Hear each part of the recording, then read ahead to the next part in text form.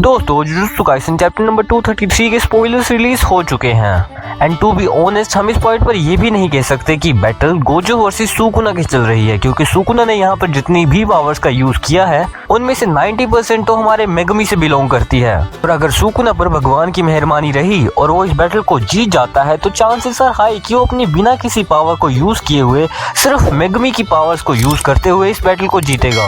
Chapter 233 के spoilers में भी हमें यही बताया गया है। हमें दिखाया जाता है कि गोजो और सुकुना के इस बैटल में गोजो अभी तक रिवर्स कर्स एनर्जी को यूज तो कर पा रहा है, लेकिन उसका आउटपुट धीरे धीरे डिक्रीज हो रहा है और इसी बात को लेकर शोको बहुत ही ज्यादा चिंतित है।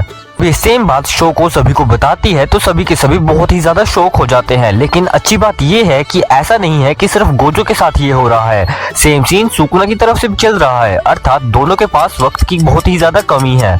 पॉइंट हम सभी को ये बात क्लियर हो जाती है कि गोजो ये बैटल हार सकता है और गोजो को भी ये बात समझ में आ चुकी थी। हम सभी को पता है कि Gojo is the only honoured one. अपनी पूरी लाइफ में वो सिर्फ एक ही बैटल हारा है जो कि उसने टोजी के खिलाफ लड़ी थी। जलवा है हमारा और उसको सेम फीलिंग अब यहीं पर आ रही थी। उसे लग रहा था कि ये बैटल भी वो हार सकता है, लेकिन वो इस बैटल को हारने के गम में नहीं था, क्योंकि शायद उसके पास अभी भी एक प्लान था। इसलिए चैप्टर के एंड में हम देखते हैं कि गोजो एक स्माइल करता है। अब हो सकता है वो अपना सेक्रीफाइस करने के बारे में यहाँ पर सोच रहा हो, या ये भी हो सकता है कि उसके पास एक बहुत ही तगड़ा प्लान हो जिससे वो सेक्सी से सुकुना को हरा सके। तुम्हें क्या लगता है मुझे कमेंट्स में बताओ।